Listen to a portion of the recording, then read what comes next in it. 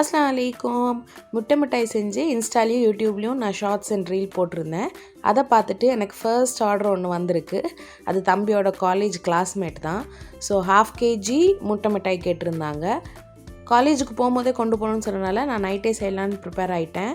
அப்புறம் தான் சொன்னான் தம்பி ஈவினிங் கொண்டு போய் கொடுத்தா போதும்ன்ட்டு. இருந்தாலும் நைட்டே செஞ்சு வச்சா தான் முட்டை மிட்டாய் செஞ்சு 1 நாள் 2 நாள் ஆகும்போது தான் அந்த டேஸ்ட் ஃபுல்லாக நமக்கு தெரியும். அதனால் நான் நைட்டே செஞ்சு வச்சுக்கலான்ட்டு ஒர்க் ஸ்டார்ட் பண்ணிட்டேன்.